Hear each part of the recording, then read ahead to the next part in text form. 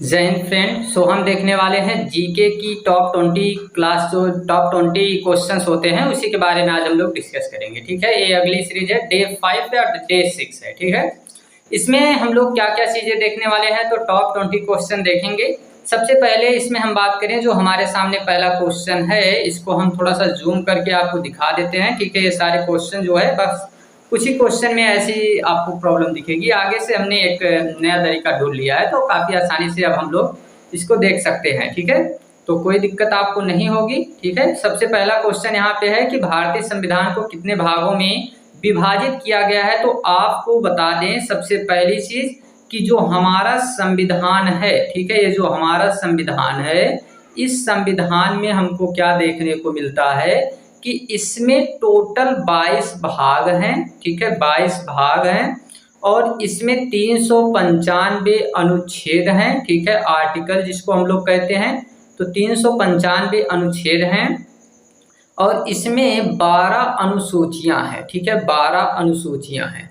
तो इससे हमको ये पता चला कि भाई इस क्वेश्चन के अनुसार हमारा जो राइट आंसर होगा वो 22 भाग। ठीक है, यानी कितने भाग हैं, तो 22 भाग हैं। और वर्तमान समय में भारतीय संविधान में अगर हम लोग देखें तो कुल कितने अनुच्छेद और अनुसूचियां हैं, तो 395 पहले थे। ठीक है, मतलब अभी संशोधन वगैरह के बाद हम कह सकते हैं इसको 444 प्लस 12 कह सकते हैं। ठीक है, बट जो है इसमें अगर संशोधन में सब कुछ मिला के जो है बताया गया है। ठीक है, तो आगे हम लोग ध्यान देते हैं अगले क्वेश्चन पे। तो अगला क्वेश्चन क्या है हमारे सामने, अगला क्वेश्चन ये रहा कि भारत राज्यों का क्या है, यानी कि भारत राज्यों का एक संघ है। ठीक है, भारत क्या है, तो यूनियन ऑफ स्टेट है। ठीक है, यानी कि राज्यों का संघ है। तो यूनियन याद रखना है, संघ दोनों दिया है बट यहाँ पे हम लोग यूनियन याद रखेंगे। ठीक ना,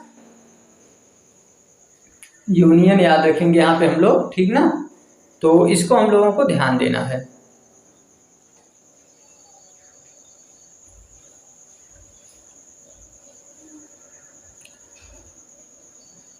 तनी पंखवा चालू कर देता। हाँ,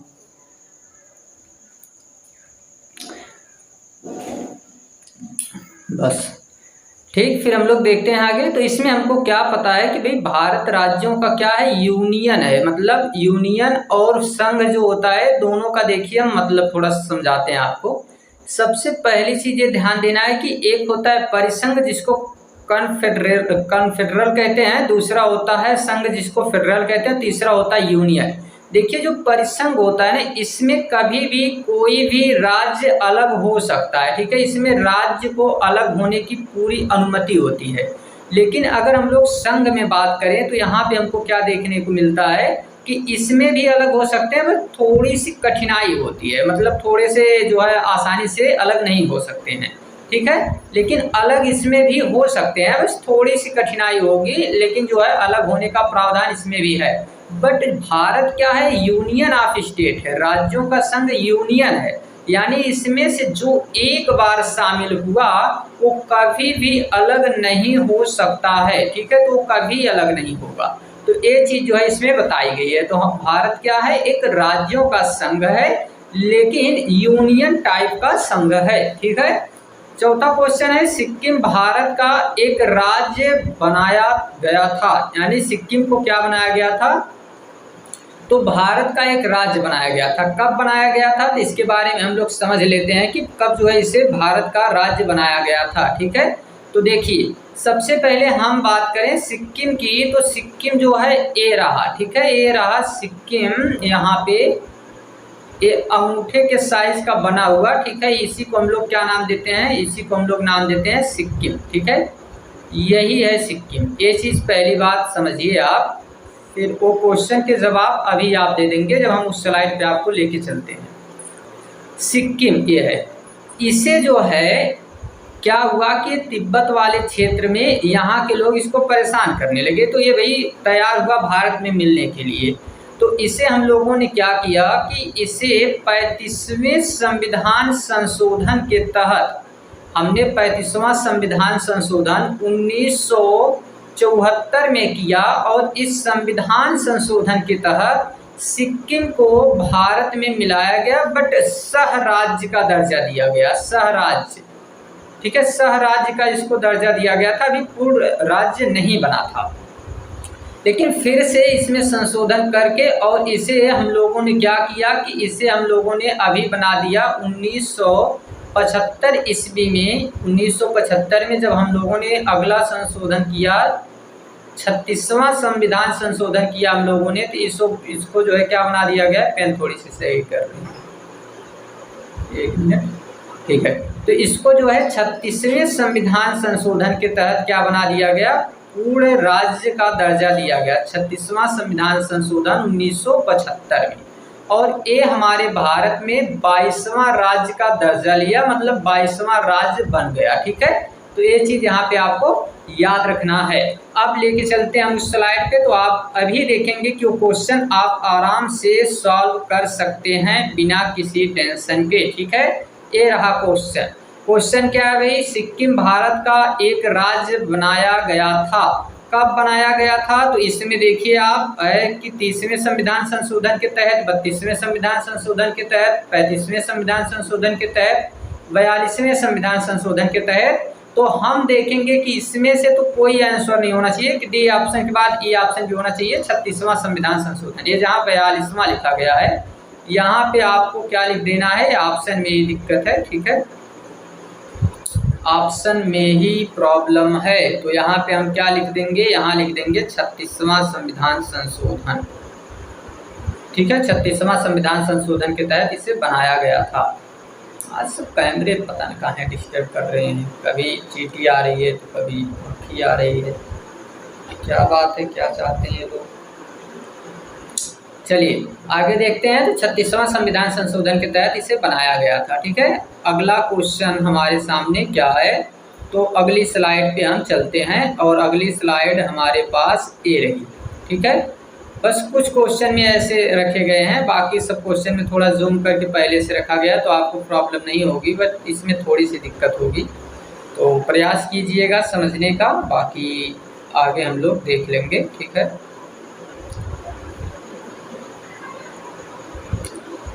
क्वेश्चन है यहाँ पे कि संविधान में निम्नांकित किस प्रावधान के अंतर्गत भारतीय संविधान को नया राज्य बनाने का अधिकार है। तो देखिए आर्टिकल फर्स्ट है, ठीक है। फर्स्ट आर्टिकल में क्या बताया गया है, पहले आर्टिकल में इसमें बताया गया है कि भारत राज्यों का संघ है, यूनियन स्टेट ऑफ इंडिया, यानी कि भारत राज्यों क्या है, यूनियन है, ठीक है। और इसमें 28 स्टेट हैं इस समय, और 8 क्या है, तो 8 केंद्र शासित प्रदेश हैं, 8 जो है इसमें यूटी है, केंद्र शासित प्रदेश। और दूसरे में क्या बताया गया है, तो दूसरे अनुच्छेद में बताया गया है हमको, दूसरे में बताया गया कि देखिए संसद को यह अधिकार दिया गया है, ठीक है। ये अधिकार किसके पास है, तो संसद के पास, और उसे अधिकार दिया गया है कि वो किसी भी विदेशी राज्य को, जैसे सिक्किम को हमने अभी देखा, तो जैसे किसी भी विदेशी राज्य अथवा देश को यदि वो चाहता है तो उसे अपने देश में मिला सकता है, दैट मीन्स भारत में उसे मिलाया जा सकता है। तो भारत में हम लोग क्या कर सकते हैं, उसे मिला सकते हैं, ठीक है। थोड़ी सी पेन यहाँ पे लैग कर रही है बट चल रही है, ठीक है। तीसरा क्वेश्चन यहाँ पे क्या है, तो तीसरा मतलब इसमें जो आर्टिकल होता है उसमें क्या बताया गया है, इसमें बताया जाता है कि देखिए भाई संसद को ही ये अधिकार है, संसद को ही ये अधिकार दिया गया है कि वह क्या कर सकता है कि जितने राज्य वर्तमान में हैं हमारे पास, ठीक है, वर्तमान में जो हमारे पास राज्य हैं उन राज्यों में क्या कर सकता है, तो उनकी सीमा बदल सकता है और उनका नाम बदल सकता है, मतलब नया राज्य बना सकता है। तो नए राज्य को बनाने का प्रावधान किस आर्टिकल में मिला हमको, आर्टिकल 3 यानी कि अनुच्छेद 3 में। और चौथा अनुच्छेद क्या कहता है भाई, इसको भी समझ लेते हैं। तो जब भी दूसरे और तीसरे के तहत, मतलब अनुच्छेद 2 और अनुच्छेद 3 के तहत अगर संसद कोई भी कार्य कर रही है तो इसमें राष्ट्रपति हस्तक्षेप नहीं करेंगे, मतलब राष्ट्रपति से पूछने की जरूरत नहीं है, ठीक है। तो राष्ट्रपति इसमें हस्तक्षेप नहीं करेंगे, आर्टिकल नंबर 4 में बताया गया है। अब देखते हैं क्वेश्चन हमारा अगला है, और अगले क्वेश्चन पे आते हैं हम लोग। तो क्या कहता है अगला क्वेश्चन, अगला क्वेश्चन कहता है कि भाई नए राज्य के गठन की शक्ति किसको है। तभी हमने देखा संसद को, ठीक है। संसद ही क्या कर सकता है, नए राज्य बना सकता है, ठीक है। बट इसमें राज्य पुनर्गठन आयोग जो है उसमें भी विशेष रहेगा, तो ये क्या करता है, भाषा के आधार पर बनाएगा वगैरह, बट इसमें हम संसद को लगाएंगे, ठीक है। भारतीय संघ के अंतर्गत किसी राज्य को मिलाने का अधिकार किसे दिया गया है, तो संसद को। अभी हमने ऊपर ही समझ लिया ये चीज, तो संसद यहाँ भी रहेगा, संसद यहाँ भी, तो इधर रहेगा ऑप्शन ए और इधर रहेगा ऑप्शन सी, ठीक है, इधर राइट आंसर, ठीक। अगले क्वेश्चन पे आ जाते हैं। अगला क्वेश्चन क्या है हमारे सामने, तो अगला क्वेश्चन ये रहा कि भारत के संविधान के अंतर्गत निम्नलिखित में से किसको राज्यों की सीमा परिवर्तन करने की शक्ति प्रदान की गई है। तो किसको भाई राज्यों की शक्ति, सीमा परिवर्तन, नाम परिवर्तन आर्टिकल 3 के तहत, अनुच्छेद 3 के तहत किसको है, संसद को। तो आर्टिकल 3 भी याद रखेंगे और ये संसद को ही बताया गया है, तो ये यहाँ पे राइट आंसर रहेगा। अगले क्वेश्चन पे आते हैं और उससे पहले हम देखते हैं स्लाइड, शायद अब अगले मिल जाए बढ़िया वाली, कब तक ऐसे मिलेगी भाई, अब कुछ समय की बात है, देखिए आगे है सही स्लाइड है, ठीक है। थोड़ी सी दिक्कत है, एक दो क्वेश्चन और एक आध दो स्लाइड में है, फिर आपको सही मिलेगा सब।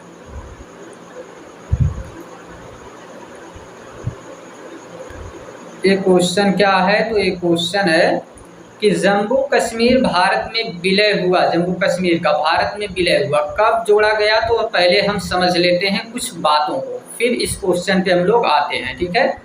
पहले एक बात हम समझ लेते हैं कि देखिए हमारे देश में जब आज़ाद हुआ हमारा देश 1947 में, तो समस्या ये आई यहाँ पर कि कुल टोटल यहाँ पे अगर हम देखें तो हमको देखने को मिला कि भाई कितने, तो कुल टोटल 552 देसी रियासतों से ज़्यादा जो है देसी रियासत थी, 552 से ज़्यादा देसी रियासत थी। देसी रियासत का क्या मतलब, रजवाड़े लोगों की अपनी ज़मीन, अपनी भूमि, अपना क्षेत्र होता, तो उसको देसी रियासत कहते थे, ठीक है।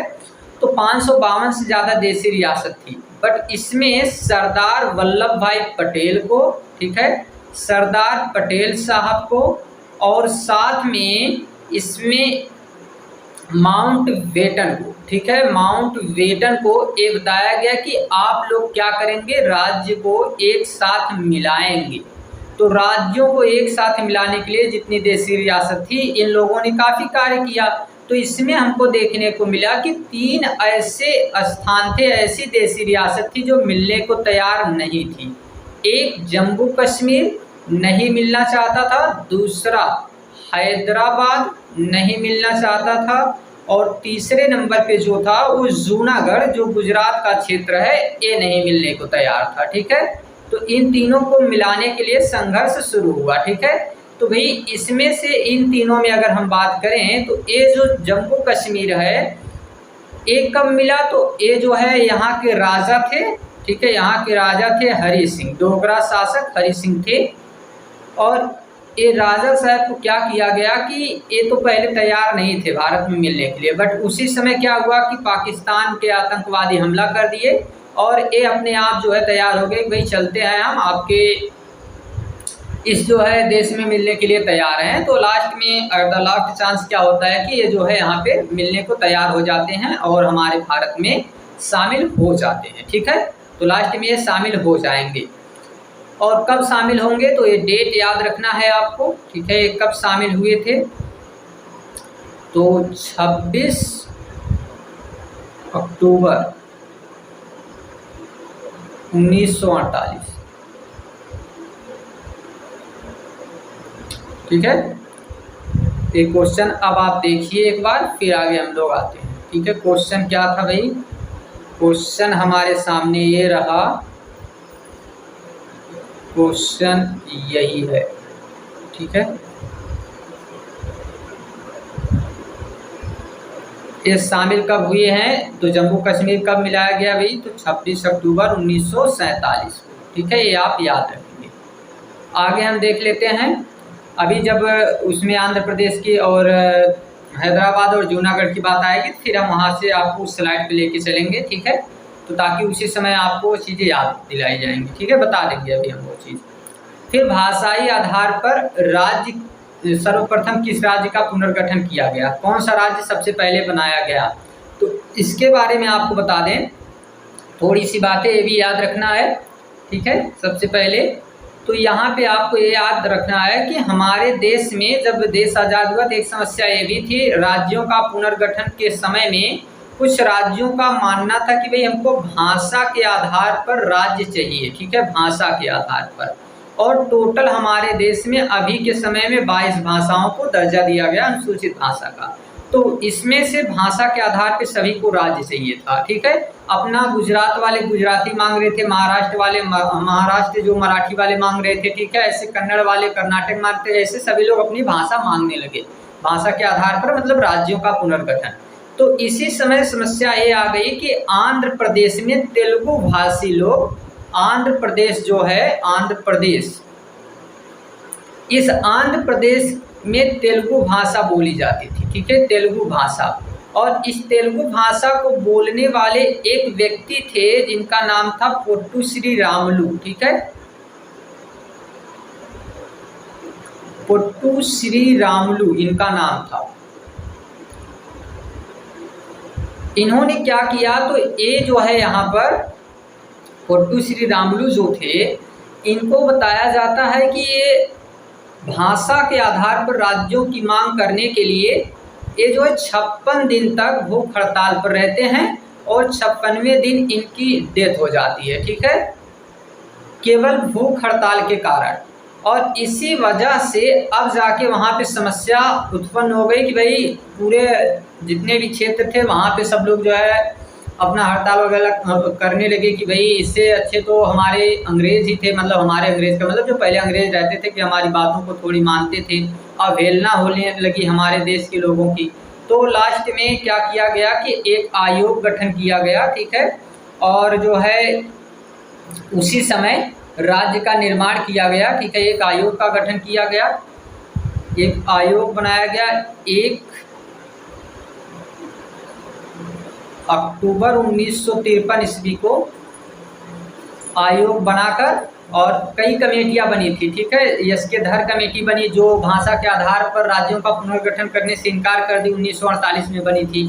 फिर 1948 में वो कमेटी बनने के बाद फिर एक कमेटी बनी थी JBP कमेटी, जवाहरलाल पट्टाभी करके, उसमें भी जो है क्या किया गया, तो उसमें भी नकार दिया गया। फिर एक फजल अली आयोग कमेटी बनी, ठीक है, फजल अली आयोग कमेटी। ये फजल अली आयोग कमेटी जो बनी, तो ये फजल अली आयोग कमेटी ने ही क्या किया, कहा कि जो है भाई हम लोग राज्यों का पुनर्गठन करेंगे भाषा के आधार पर। और 1 अक्टूबर 1953 ईस्वी को आंध्र प्रदेश को पहला राज्य बनाया गया भाषा के आधार पर। पहला राज्य बनने वाला जो है कौन है, तो आंध्र प्रदेश है। 1 अक्टूबर 1953 ईस्वी को इसे बनाया गया था, ठीक है। तो देख लेते हैं हम लोग क्वेश्चन क्या है।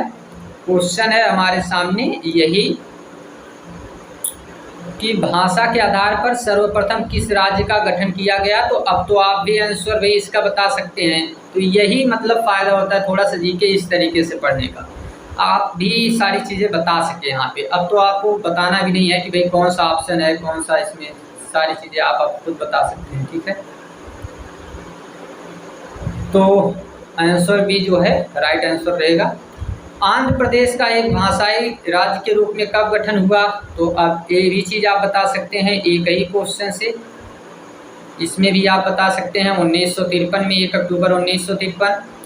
भाषाई आधार पर राज्यों का पुनर्गठन कब किया गया, तो सभी राज्यों का पुनर्गठन अब इसमें पूछा जा रहा है, ठीक है। तो सभी राज्यों का पुनर्गठन कब हुआ था, 1956 से शुरू हुआ, ठीक है। ये तो बन गया, मतलब ये पहला राज्य बनाया गया। फिर अब जब ये राज्य बन गया तो सभी राज्य मांग करने लगे, ठीक है, कि हमको भी चाहिए अब। तो सभी राज्यों की जब मांग होने लगी तो 1956 ईस्वी में राज्यों का पुनर्गठन किया गया, ठीक है। और कितने राज्य जो है बनाए गए, तो टोटल जो है यहाँ पर हमको देखने को मिलते हैं, टोटल राज्यों की संख्या अगर हम लोग बात करें तो 14 + 6, 14 राज्य और 6 क्या बने थे, केंद्र शासित प्रदेश उस समय बने थे, ठीक है। तो 14 राज्य और 6 केंद्र शासित प्रदेश उस समय बनाए गए थे, ठीक है। तो ये हमको याद रखना है, 14 राज्य बने थे और 6 केंद्र शासित प्रदेश। तो 14 स्टेट थोड़ी सी स्पेस मतलब लैग करता है जब जूम करते हैं, बस 1 से 2 दिन, ज़्यादा नहीं। 6 केंद्र शासित प्रदेश बने थे यूटी, ठीक है। तो 1956। अगला क्वेश्चन क्या है? अगला क्वेश्चन है जम्मू कश्मीर और लद्दाख 2 अलग केंद्र शासित प्रदेश होने के बाद भारत में कुल कितने राज्यों की संख्या थी? तो भाई 28, सबको पता है 28 राज्य, ठीक है। 28 राज्य हैं इस समय हमारे पास।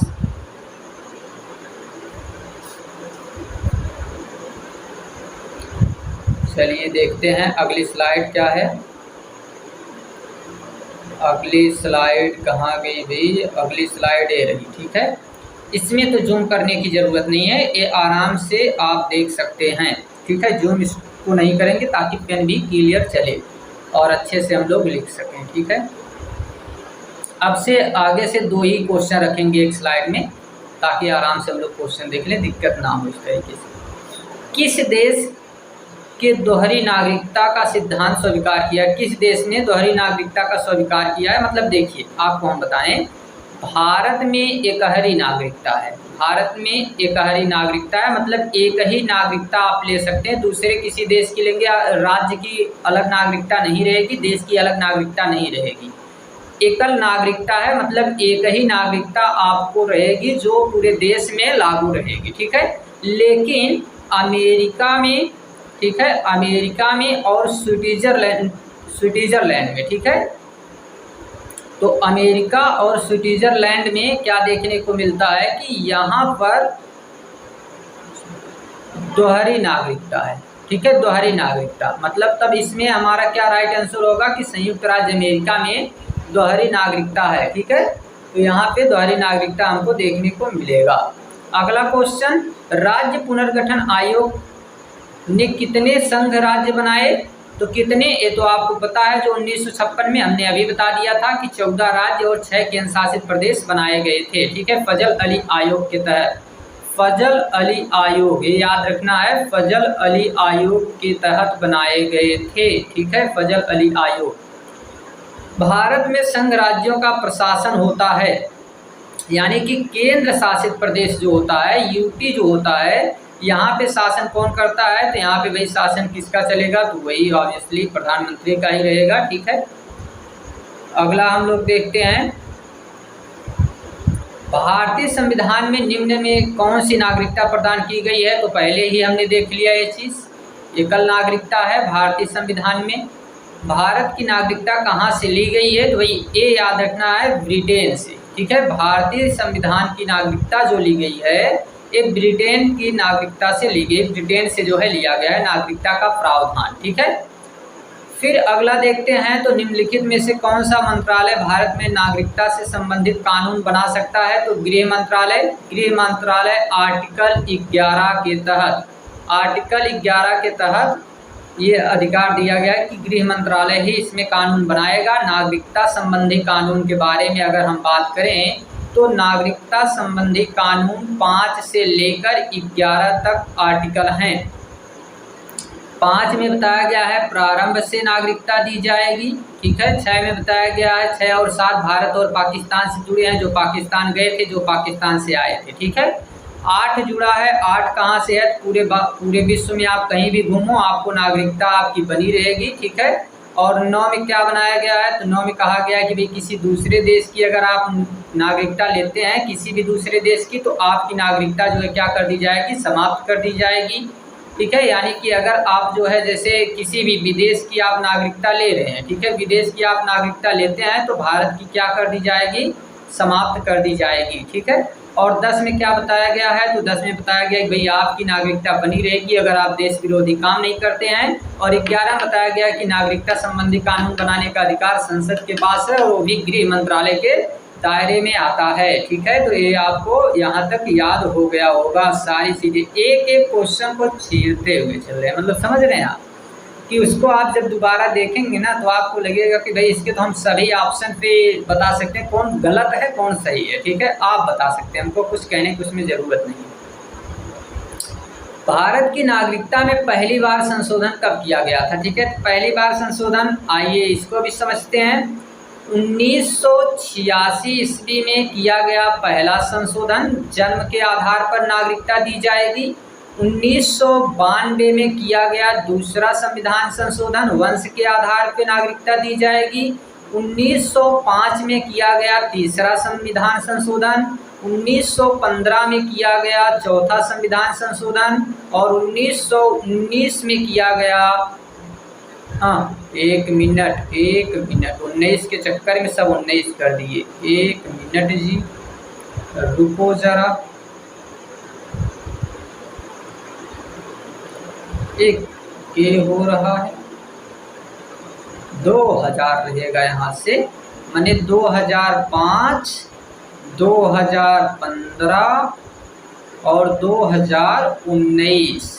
ठीक है, 2019। तो एक पहला संविधान संशोधन, एक दूसरा संविधान संशोधन और एक तीसरा संविधान संशोधन और एक चौथा और एक पांचवा संविधान संशोधन। तो भाई अब आप बताओ कि कौन सा संविधान संशोधन है पहला? तो 1986। ये 1992 का होता है तो दूसरा है, 1905 का होता है तो ये भाई तीसरा है। ठीक है, अब आप बता सकते हो। ठीक है, 1956 में कोई नागरिकता संबंधित संशोधन हुआ ही नहीं था। ठीक ना, अगले क्वेश्चन पे आते हैं। अगला क्वेश्चन क्या है? तो भारत के सर्वोच्च न्यायालय ने संविधान की कुल संरचना, सिद्धांत, मूल ढांचा प्रतिपादन निम्नलिखित में से किस मुकदमे में किया था? भाई ये क्या मामला है? 1973 में एक केस आया था जिसको हम लोग कहते हैं केशवानंद भारती केस। केशवानंद भारती का ये मामला था। एक केरल के एक मठाधीश थे, बाबा थे, आज के बाबा की तरह ढोंग रचने वाले। मतलब इस पे केस नहीं होना चाहिए हमारे ऊपर। ये 13 जजों की केस जो है, यहाँ पे 13 जजों की पीठ बैठी थी, मतलब 13 जज बैठे थे तब ये मामला आया था। और उसमें बताया गया था कि सर्वोच्च न्यायालय ने क्या वहाँ पे कहा था कि संविधान की मूल संरचना, मतलब जो बेसिक स्ट्रक्चर की बात होती है, ठीक है, बुनियादी ढांचा की जो बात होती है, सिद्धांत दिया गया था किस मामले में? तो केशवानंद भारती और केरल राज्य के मामले में ये बात बताई गई थी। ठीक है, आगे आते हैं। तो भारत मौलिक अधिकार में कौन सी बात की स्वतंत्रता? अब यहाँ से देखिए मूल अधिकार का शुरू हो गया, जिसको अभी हम डिस्कस नहीं करते हैं, इसको नहीं डिस्कस करेंगे। अगर इसके अलावा कोई क्वेश्चन है तो उसको देख लेते हैं। मूल अधिकार वाला हम अलग क्लास में डिस्कस करना चाहते हैं। ठीक है, तो अगर इसमें मूल अधिकार से संबंधित अब जो क्वेश्चन उसके अलावा है उसको देख लेते हैं। बाकी मूल अधिकार वाला हम लोग अगली क्लास में डिस्कस करेंगे, सारे मूल अधिकार एक क्लास में। ठीक है, तो भारत के संविधान के अंतर्गत निम्नलिखित में से किसको राज्यों की सीमा को परिवर्तित करने का अधिकार है? तो भैया अब आप बताइए, हम का इसमें बोलें? संसद को। 1 नवंबर 1956 को कितने राज्य और संघ शासित प्रदेश बनाए गए थे? तो आप बोलेंगे इसमें 14 राज्य, 6 केंद्र शासित प्रदेश। संविधान के निम्नलिखित में किस प्रावधान के अंतर्गत भारतीय संसद को नया राज्य बनाने का अधिकार है? आर्टिकल 2 के तहत मिलाने का अधिकार है। आर्टिकल 1 के तहत क्या करने का अधिकार है? तो 28 राज्य और 8 केंद्र शासित प्रदेश हैं। और आर्टिकल 3 के तहत क्या किया गया है कि किसी भी राज्य यानी कि नए राज्य को बनाने का अधिकार दिया गया है। ठीक है, अगला क्वेश्चन क्या है? नए राज्य का गठन करने की शक्ति किसमें है? तो संसद में है। निम्नलिखित संविधान संशोधन में किसके द्वारा सिक्किम को भारत में पूर्ण राज्य का दर्जा दिया गया? तो पूर्ण राज्य का दर्जा 36वें संविधान संशोधन के तहत। संविधान के प्रथम अनुच्छेद के अनुसार भारत क्या कहता है? तो भारत क्या है भाई? भारत राज्यों का यूनियन है। यूनियन दैट मीन्स संघ। ठीक है, ये अंग्रेजी वाला शब्द यहाँ पे रखा गया है। अगला क्वेश्चन क्या है? तो भारतीय संघ के अंतर्गत किस राज्य को मिलाने का अधिकार किसे, यानी राज्यों को मिलाने का अधिकार किसको है? भाई संसद को है। ठीक है, ये सारी चीज़ अब आप बता सकते हैं। आंध्र प्रदेश एक भाषाई राज्य के रूप में कब गठित किया गया? 1953। भाषाई राज्य पूरा याद रख लेते हैं, 1 अक्टूबर 1953। भाषाई राज्य पर राज्यों का पुनर्गठन कब किया गया था? तो भाषाई राज्य पर राज्यों का पुनर्गठन कब किया गया भाई? तो 1956, ठीक है, 1956, 1 नवंबर 1956 को। जम्मू कश्मीर और लद्दाख ये दो अलग, तो कितने राज्य हैं? 28, ये तो सबको पता है। भाषाई राज्य का सर्वप्रथम किस राज्य का गठन हुआ? तो पहली बार कौन राज्य बना था? वही आंध्र प्रदेश। दिल्ली क्या है? तो दिल्ली क्या है? एक केंद्र शासित प्रदेश है, ठीक है, ये याद रखेंगे। भारत में कितने संघ हैं? तो अभी के समय में 8 केंद्र शासित प्रदेश हैं। एक संघ को, एक राज्य को संघ में शामिल करने अथवा नए राज्य की स्थापना करने की कार्यपालिका की शक्ति निम्नलिखित में से किसके पास है? क्वेश्चन खाली बड़ा है, आंसर में सेकंडों नहीं लगेंगे, ठीक है। निम्नलिखित में से कौन सा संघ राज्य क्षेत्र नहीं है? राज्य क्षेत्र नहीं है मतलब राज्य नहीं है। देखो, पुडुचेरी नहीं है, दमन दीव नहीं है, अंडमान निकोबार नहीं है, गोवा राज्य है। 28 राज्य कौन कौन से हैं? कमेंट बॉक्स में fill in the comment box, and 8 union territory fill in the box, comment box, ठीक है, ये आपकी जिम्मेदारी है। निम्न कथनों पर विचार कीजिए कि दिए गए कोड वाला भी क्वेश्चन देख लेते हैं भाई, बहुत कठिन होता है। कि कोड की सहायता से बताइए कि निम्न में से कौन सा सही है। यानी कि संविधान में यूनियन ऑफ स्टेट शब्द प्रयुक्त हुआ क्योंकि भारत राज्यों को अलग होने का अधिकार नहीं देता है। ए तो सही ऑप्शन है, मतलब ये सही रहेगा। तो एक तो सही है, मतलब ए हो ही नहीं सकता है कभी कि, क्योंकि केवल 2 दिया है, ठीक है। फिर यस्केधर आयोग ने राज्यों के पुनर्गठन हेतु भाषा के आधार पर अपेक्षा प्रशासनिक सुविधा की वरीयता दी, यानी कि बनाने के लिए कहा यस्केधर कमेटी ने। तो बिल्कुल नहीं भाई, ये तो नहीं बोले थे। इन्होंने कहा था कि नहीं जो है ये भाषा के आधार पर राज्यों का पुनर्गठन नहीं की जाएगी, ठीक है, भाषा के आधार पर राज्यों का पुनर्गठन नहीं किया जाएगा। और ये जो दूसरी कमेटी थी जिसको JVP कमेटी हम लोग कहते हैं, यानी कि पंडित जवाहरलाल नेहरू, सरदार पटेल और पट्टाभी सीतारामैया की अध्यक्षता में एक कमेटी बनी थी और ये राज्यों के पुनर्गठन में भाषा के पक्ष में नहीं थी। ये बात भी सही है, यानी कि कौन सा आंसर सही होना चाहिए? केवल एक और तीसरा, यानी कि पहला और तीसरा जो है इसमें सही है। तो सी ऑप्शन जो है हमारा राइट आंसर है, ठीक है। कूट वाला भी लगा लिए, कितने आसानी से ऐसे लगाते हैं भाई कूट वाला क्वेश्चन। निम्नलिखित में से कौन एक राज्य एक नए राज्यों के निर्माण के लिए संवैधानिक उपबंध नहीं है? तो इसको देख लेते हैं। किसी राज्य का क्षेत्र बढ़ाकर, ये तो किया जा सकता है, ठीक है, ये तो किया जा सकता है। किसी राज्य का क्षेत्र घटाकर, ये भी किया जा सकता है, ठीक है। और किसी राज्य का नाम परिवर्तन करके नया राज्य बनाना है। भाई नाम परिवर्तन से कहाँ नया राज्य बनने वाला है? एक संघ और एक राज्य क्षेत्र शामिल करके ये तो बनाया जा सकता है। राज्य का क्षेत्र घटाकर जो इसको बनाया जा सकता है, बट इसमें तो डाउट है। नाम परिवर्तन करके नया राज्य नहीं बनाया जा सकता है, ठीक है। राज्य तो वही रहेगा, बस नाम परिवर्तन करने से इसमें कोई समस्या नहीं आएगी। तो इसमें राइट आंसर सी होना चाहिए। तो ये हमारे जितने क्वेश्चन थे सारे हो गए। तो मिलते हैं हम लोग अगली क्लास में, और मूल अधिकार के जितने भी क्वेश्चन रहेंगे उनको सारे को हम डिस्कस करेंगे, ठीक है। तो फिर तब तक के लिए thanks, take care, bye bye. और आप लोग कमेंट बॉक्स में बताइएगा आपको क्लास कैसी लगी, और ताकि हम जो है अगली क्लास में फिर और भी अच्छी क्लास लेके आप लोगों के लिए आ सकें। तो thanks, take care, bye bye.